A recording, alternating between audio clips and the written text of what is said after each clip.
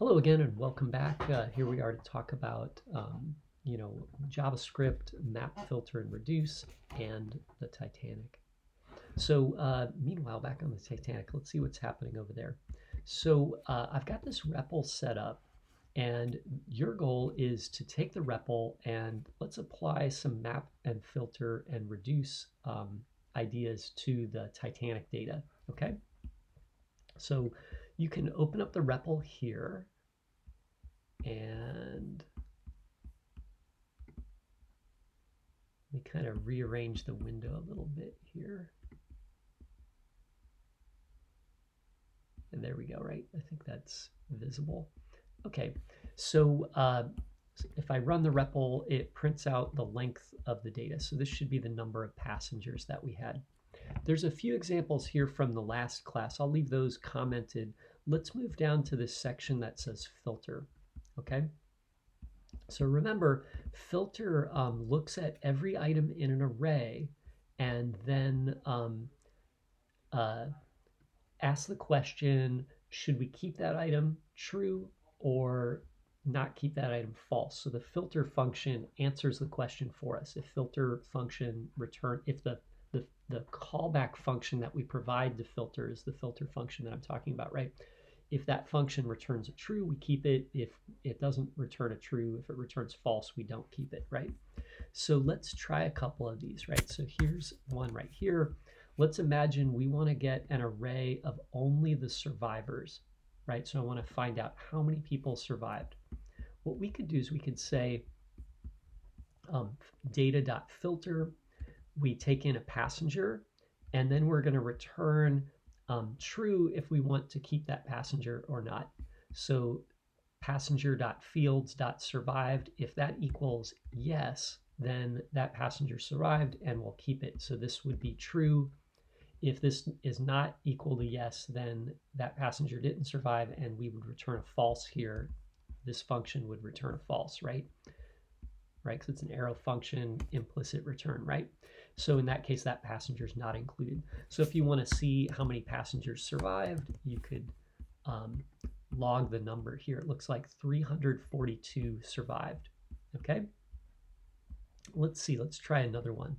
So what if we want to get the number of casualties, right? So these are the people that not survived. So we'll do the same thing. We'll say p.fields.survived equals no, right? So I'll run this, looks like 549, right? So I think 342 and 549 is 891, okay? Okay, great.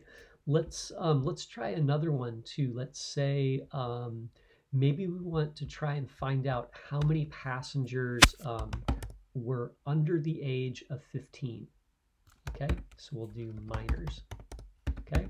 Actually, I guess technically that in the US that would be under the age of 18, but we'll just do 15 here, right? So I'll leave that for you to solve. You can stop the video and try it on your own. Okay, so how did you do? Let me give it a try here. So I'm going to say data.filter. I'll take in, I got a callback here, right? So there's my callback function. It's going to take in the passenger as a parameter. And then we're going to return passenger.fields.age is less than, I said less than 15, right? So we'll use that. So as long as age is less than 15, this would return a true and that passenger would be stored here. Now again, this array is actually going to be all of the passengers, right? It's going to be the whole passenger object, right? So it'll look actually kind of like this, right? It'll be an array of those. But we can console log the length of the array to see how many passengers were under the age of 15. Oh, 78 passengers. That's actually a pretty good number, right? About 10%, right? Let's see. So how did you do on that, right? Okay. Let's see, let's try another one. So what about map, right?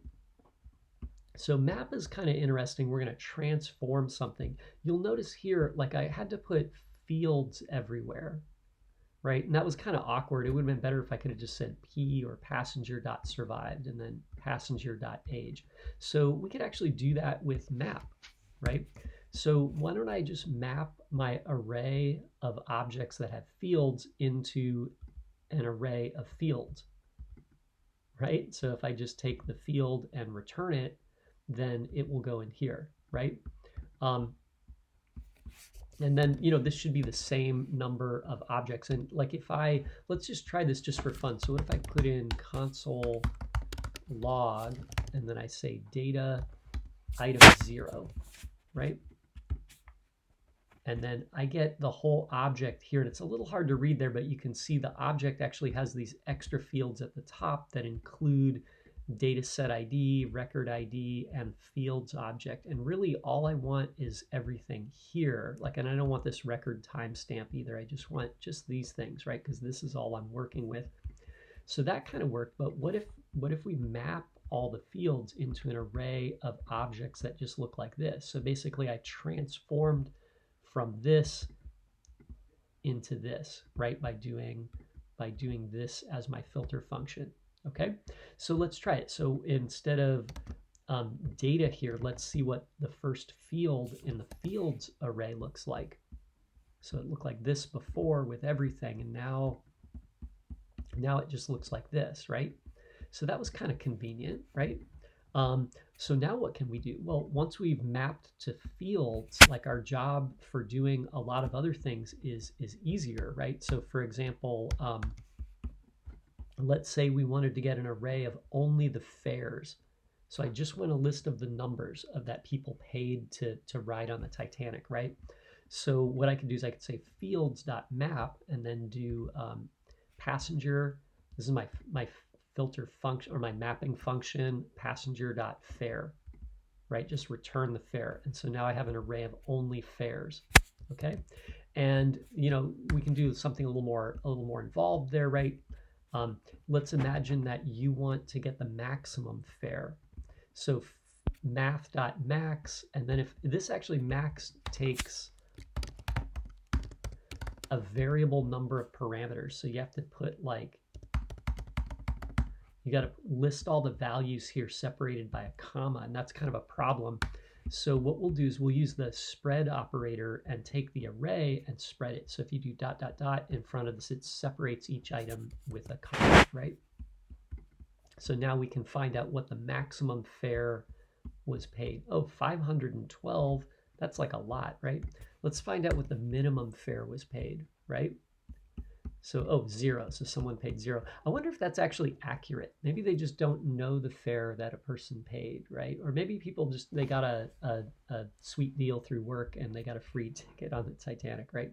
But anyway, so there we can map to the fares, and that's kind of a useful way, right? Because I can't compare objects to say whether an object is greater or less than, right? But so I need just the number of the fare, right? The value, right? So if I turn my objects into numbers, I have an array of numbers, and then I can do this, right? Okay, so let's try another one. Let's try another one here. I think I have a couple other questions here. Oh yeah, let's do reduce. So let's imagine with reduce, we want to find out how much people paid to in total for all the fares, okay? So what we'll do is we'll take reduce here, so total fares, right? And we'll take data.reduce, and then it's going to give me the accumulator and the passenger, and then I can take the accumulator and add the passenger's fare to the accumulator, right? And we'll start with a value of 0. So we'll start with 0, and then that'll be the initial value for the accumulator. So let's see what the total fare is. Looks like people paid 28,693. I don't know, is that pounds, right? So anyway, so that's our total there, right? And then I have another example here, and this one uses reduce to count the number of embarkations, right? So the idea here is I want to figure out how many passengers ended up at each or got on the Titanic at each stop, right? So the embarkation is where people got on the boat, right? So what we'll do is we'll return an object, right? And actually, let's log this one so we can see what the end result is, right? So you can see at the end, I got an object here that has a key that's the name of the station where people got on. So Southampton, Chartham, I guess, and Queenstown, right? And so 644 people got on here, 168 got on here, and 77 got on at Queenstown, right? And then 2 are undefined, okay? So the idea here is we want to return an object when we're done with reduce. So we set that as the initial accumulator, and then reduce is going to take in a passenger. And remember, this is the entire callback function from here to here, right? And what we'll do is we'll take the accumulator, which is an object, and we'll create a new key.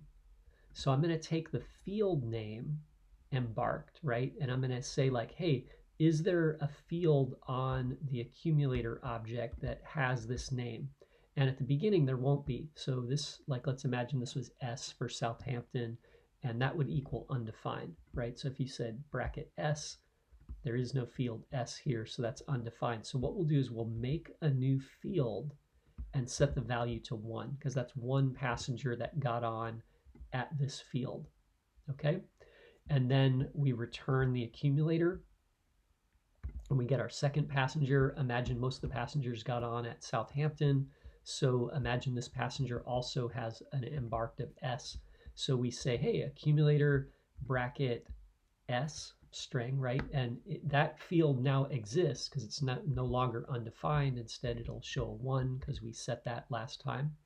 So if that happens, we go down to the else statement and we say, hey, for accumulator bracket S, add 1 to your value, right? So now the value is 2, right?